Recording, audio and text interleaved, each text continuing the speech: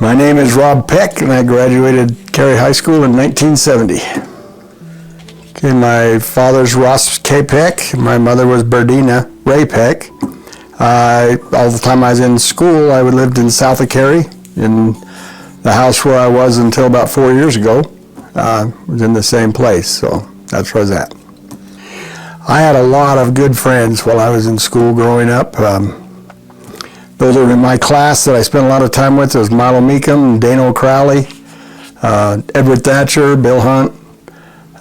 We just tend to be together quite a bit. In the class behind me, Dennis Rush, Bart Murdoch, especially Dennis. I spent a lot of time with Dennis. Gary Park was my cousin. He was in that class. In the group older than me, I spent a lot of time with Jack Barton and Gary Murdoch. We spent quite a bit of time together. So, and then girls, Ladine Stocking, now it's Brown. She kind of lived with us for a while, and she's kind of like a sister to me, so I spent quite a bit of time with her. I have a lot of good memories from being in Carey School.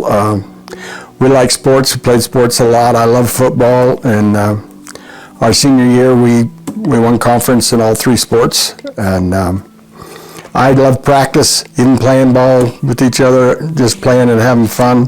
Didn't have to be a game. We just enjoyed practice and everything. We just liked playing the game. And in the summer times, Heber Kirkland used to coach us, and we played softball in the summer months. Enjoyed that immensely. That's all we had to look forward to. The rest of the time we just worked. Went to rodeos, liked rodeos, and we did a lot of hunting. Liked to hunt, shoot and hunt. And that's kind of how I kept myself entertained. I had a lot of good favorite teachers in Carey School. Teaching wise, Lynn Stewart, I always felt was one of the best teachers I had. He taught me math and physics, chemistry. I really enjoyed his teaching. We had a lot of them. John Barton taught us in English. Blaine Tingey. I never really had a class from Blaine Tingey, but my junior year he came to Carey as the coach, so we spent quite a bit of time with him, and I really enjoyed. Cheryl Ray was my ag teacher, and we gave him so much trouble. Lots of memories out there in ag. One thing I remember was one day I had my car in the ag shop, and I'd taken the end of the acetylene tip and straightened it out so I could stuff it up my mufflers, because I put glass packs on it and they weren't loud enough, so I wanted to burn them out. So I had that torch burning up in my mufflers, and Cheryl came out of his office out in the shop, and so of course I bailed away from that so he wouldn't notice what I was doing, because I don't think that'd be approved activity. And in the process, somehow the flame went out, and so it filled the exhaust system on both sides of my car with acetylene and oxygen. And then it must have hit something that was still lit, because all of a sudden it exploded, and Cheryl was standing there at the doorway, and it went off. Well, it sent that torch flying across the room, hit the wall on the other side, and he wasn't sure where it came from. And I went running over there and grabbed it and picked it up and said, "Somebody's got to start shutting this thing off when they stick it in that box." And he thought that's what had happened, that somebody had stuck everything in the acetylene box and hadn't turned it off. And he was right there with me and chewing on him, telling him they got to start watching that. And it was all my fault, and I'd done it and got away with it. But more often than not, I got caught, and I got caught by Cheryl a lot. And so anyway, that's kind of the way high school went. We did a lot of running around with cars. We did a lot of traveling. We liked to hooky bob a lot. And we had old cars. A lot of our cars were pretty old. Dennis Rush and Milo and Gary Murdoch, they had old early 50s, late 40 cars. They were made more of steel. And in the wintertime, we liked to play tag. So we'd all load each car full of people, and then we'd run around and you bang into somebody and he was it, and he'd try to get everybody else, and the roads were slick, so we were always sliding off the road. And we had a lot of fun doing that stuff, but I don't know if we could do that now, but back then we got away with it. Had a lot of fun. Yeah, we hiked, and we played ball. We hunted a lot. We worked hard. I grew up from the time I was 13 on. I was on a hay truck, and it seemed like all summer long all I did was buck hay. till then, until I left to go on my mission. It just seemed like all summer I get dad's done, and then there's always somebody else that needed their hay hauled, and we'd haul their hay, and it just seemed like I lived on a hay truck from the time I was about a freshman in high school, clear through high school until I left. I had a really good time, you know. In the summer we had more fun, we had more dates, we spent more time going swimming, going out and go picnicking and swimming. Had a lot of fun because we got together as a group. Milo and I and Dennis and Dana and Edward and Bill Hunt, and we had dates all the time. I used to date Mella Van Hook then, now it's Whiting, and she spent a lot of time with me in the summertime. In the winter it was harder. We didn't spend as much time together because we had school and stuff, but in the summer we had a lot of fun. And we went go to rodeos and that stuff. That's the kind of thing we did. We didn't have video games and didn't have time for them anyway. Well, when I first came out of high school, I wanted to be about anything but a farmer. I went to college, majored in chemical engineering because I'd been told that, you know, that they got paid a lot, and chemistry was easier for me than a lot of the other subjects, and so I just felt like that was my strength, so I went into chemical engineering for the first year I was there. Then I went on a mission for the LDS Church after that, and spent 2 years in France. And when I came home, my father's health wasn't good, so I stayed home for about a year and a half and helped him on the farm. And then I managed to go back to Rick's College. At that time it was a 2-year school, and I was concerned as to how much time I'd have to go to school, so I took 33 hours credit that semester and graduated out of Rick's with a 2-year degree in 3 semesters, so that I could go from there and see what else I could do. My plan when I finished that, I was really into anatomy and physiology. I wanted to become a doctor. I wanted to be an orthopedic surgeon. And right out of that semester from going to college there, I got married about there. And we were laying plans to be able to go back to med school, and I had it all lined up. And then my brother and his wife were killed, and we took on his 5 children, and all of a sudden there was just too much to do to worry about me going to school. So that ended, and I became a farmer because I'd worked with my dad. His health wasn't good, so I needed to work with him anyway, so I just started working with my dad. We milked cows and farmed. As I said, I went to school the first year, then I went on an LDS mission for 2 years, and I came home, worked, and then went back to school, and then started farming with my dad, and we farmed. We milked probably 100 cows, 120 cows, and we're farming maybe 600-700 acres. And then in the fall of '78, we built it in the fall of '78. We built a new dairy barn. I did, and then I started milking quite a few more cows after that. We got up to about 700 to 750 at one time, and we're farming 1,500 acres or so. And then in 1986, I went out of dairying in the dairy buyout at that time, and then just started farming full time. And we were farming up to about 4,500 acres with all under sprinklers, pivots and wheel lines and hand lines. And lots of high school kids worked for me. I did it all with high school kids and me and my boys, and we didn't hire anybody I didn't know before. It was just all high school kids and my boys and me, and we had a lot of fun. And I did that until about 10 years ago when I started having heart issues, and I needed to have a couple heart operations. They wouldn't do them if I was still farming. They said it wouldn't work, it wouldn't help. So I sold the farm and got an operation. And then I went back and farmed again for a couple more years because my son Cole wanted me to get involved in it again, but that didn't work out, and I ended up going to work at the bank here in town, Ireland Bank, and I managed that for 4 years. And then went into a goat dairy. We decided to start a goat dairy, so we had the largest goat dairy in the state of Idaho. And we milked up to about 1,250 goats twice a day. That was a real experience. It was a learning experience. we found out you can't handle goats like you do cattle, so, you know, we had to learn how to handle goats. And that was a learning curve that was very fast because we had to be. And then after we'd done that for about 2.5 to 3 years, the company we were selling the milk to folded, decided they couldn't buy our milk anymore and we didn't have any place for it to go, so we had to get out of the goat dairy. So since then, I've been helping my son on the dairy. He'd bought a cow dairy north of Richfield, and so I started helping him every day, just helping him, do the work. And then a year ago today, a ton bale fell off of a haystack and landed on me and crushed my right side.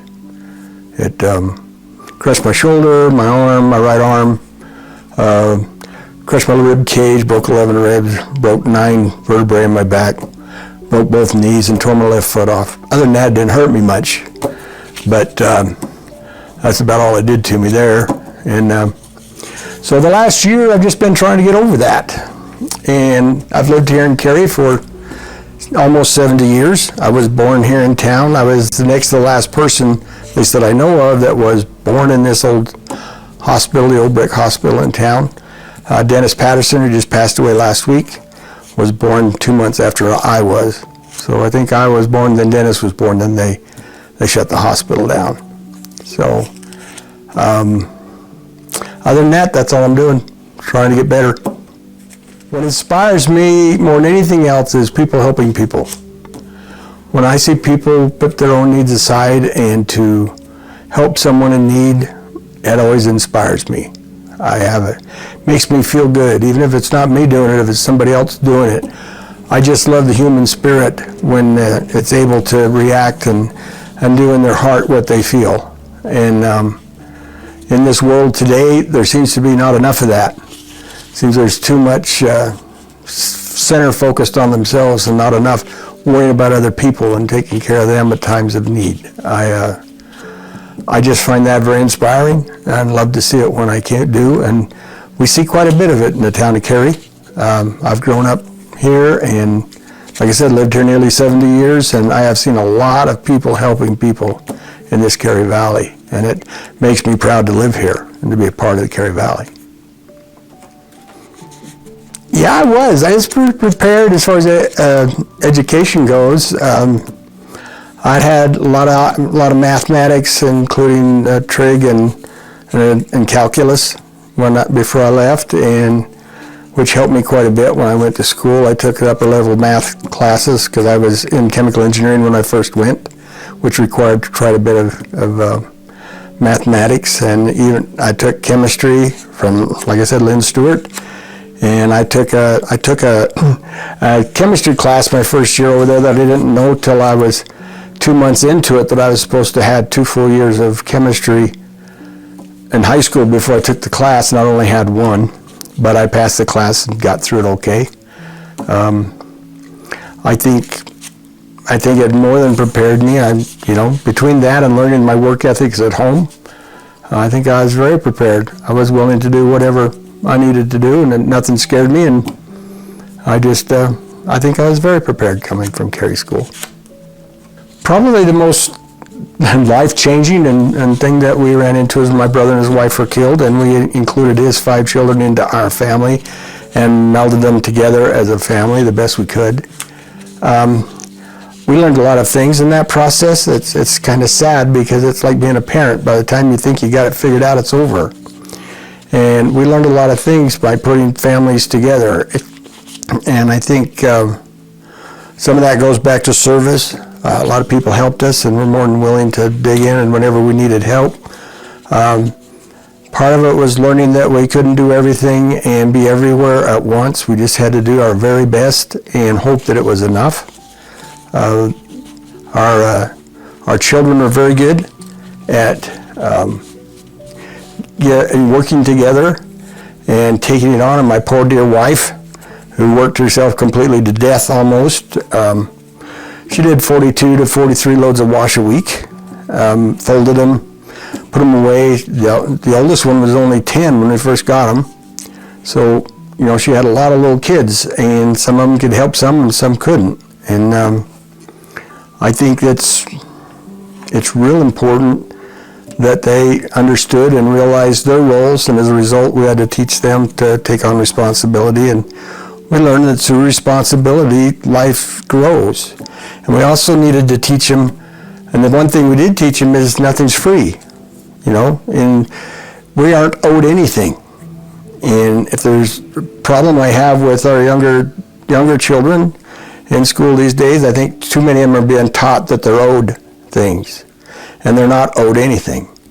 They're lucky they're born and brought into this world, and I'm sure their parents have done all they could for them, but they need to make their own way in the world, and it's their responsibility to find a way to provide for themselves and to make ends meet and to take that responsibility on.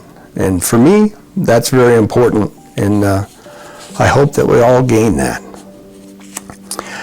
One is that you're no longer going to be living at home, and you're going to be out on your own, and you have to, like I just said, we have to take responsibility for our lives.